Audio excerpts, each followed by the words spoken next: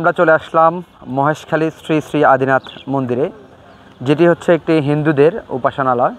তবে এটি এখন কিন্তু পর্যটন এলাকা হিসাবে বেশ পরিচিতি পেয়েছে।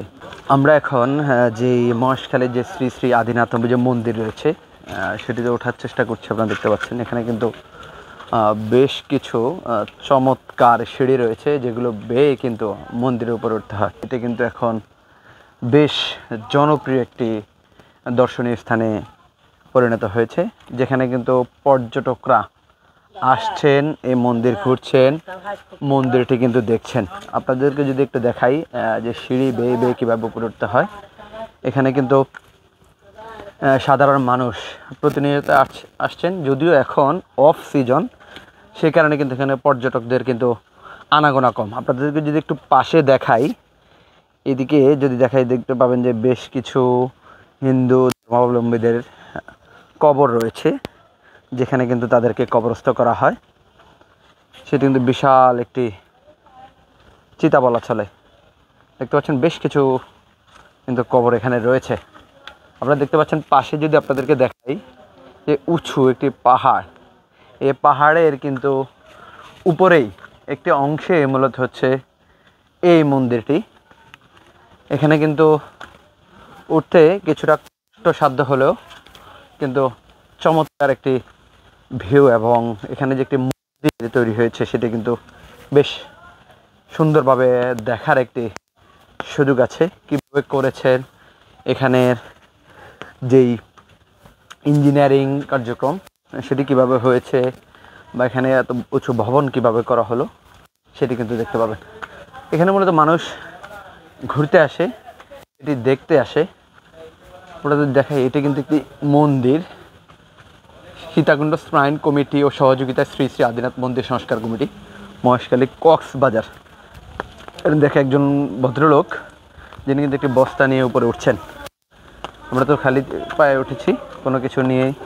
যিনি আপনাদেরকে যদি একটু দেখে, এখানে কিন্তু সামনে আরও উঁচু অনেক জায়গা রয়েছে। শুধু এটি মন্দির একটি স্থান, সামনে কিন্তু আরও বেশ কিছু উঁচু সিঁড়ি রয়েছে।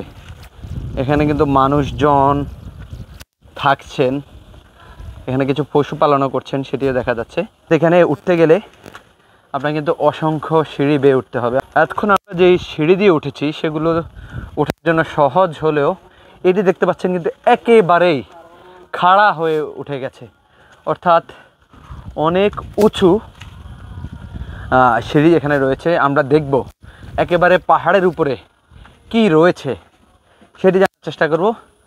যদি আমি প্রথম মহেশখালী এসেছি, যার কারণে কিন্তু এখানে পুরোপুরি উপরে উঠে দেখতে হবে যে আসলে ভিউটা কেমন। তবে এখান থেকে যেটি মনে হচ্ছে তার আশেপাশের ভিউটা কিন্তু বেশ চমৎকারই হবে, কারণ যেহেতু অনেক উঁচু একটি পাহাড়, সেক্ষেত্রে এখান থেকে কিন্তু দূরে যে সাগর রয়েছে, ম্যানগ্রোভ ফরেস্টে রয়েছে, সবগুলো কিন্তু চমৎকারভাবে দেখা যাবে বলে মনে হচ্ছে।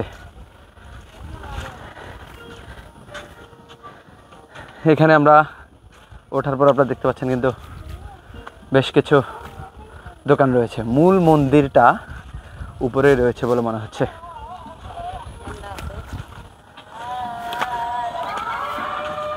দেখতে পাচ্ছেন যে এখানে পানি, চিপস, চকলেট, কেক, মোমবাতি থেকে শুরু করে সব কিছুই রয়েছে। তবে এখানে একটি চমৎকার লেখা রয়েছে, অহেতুক আড্ডা দেওয়া থেকে বিরত থাকুন। এটি হচ্ছে জয় শ্রীরাম মৈনাক পর্বতে আগত সকল সনাতনী ভক্তদের প্রতি শুভ প্রণাম। পূজার্থী ব্যতীত বিনা অনুমতিতে মন্দিরে প্রবেশ করা নিষেধ। যেহেতু বিনা অনুমতিতে প্রবেশ করা নিষেধ, সেহেতু আমরা প্রবেশ করছি না। অনুমতি যদি পাই তাহলে কিন্তু আমরা প্রবেশ করার চেষ্টা করব।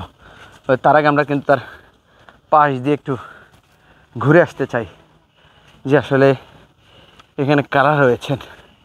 এখানে রয়েছেন মহারাজ রঘু প্রস্তাবিত বিগ্রহ, রাজা হরিশ্চন্দ্র প্রস্তাবিত বিগ্রহ, রাজা দশরথ প্রস্তাবিত বিগ্রহ, এরকম তাদের বেশ কিছু দেবতা ছবি এটা নিয়ে রাখা হয়েছে। অর্থাৎ এই পাহাড়টিতে কিন্তু একাধিক মন্দির রয়েছে আমাদের। এই মন্দিরের ঠিক উল্টো পাশে পাহাড়ের নিচে একটি মঠ দেখা যাচ্ছে, সেটি কিন্তু মন্দিরের একটি অংশ। আপনারা দেখতে পাচ্ছেন কিন্তু তার অপোজিটে রয়েছে কিন্তু বিশাল পাহাড় এবং ছোট ছোট গিরিখাদ রয়েছে, যেখানে মূলত হচ্ছে পানের বরজ বলা হয়, এগুলোকে পান চাষ করা হয়। বৃষ্টি হওয়ার কারণে দেখতে পাচ্ছেন গাছপালা সবগুলো ভিজে আছে এবং মাটিগুলো কিন্তু প্রচণ্ড ভিজে আছে। আর যেই ওনার হাতে যে পোটলাটি দেখতে পাচ্ছেন, এটি মূলত হচ্ছে শুটকির পোটলা। আপনাদেরকে আরও কিছু তথ্য আমরা জানানোর চেষ্টা করব, সে পর্যন্ত আমাদের সঙ্গেই থাকুন।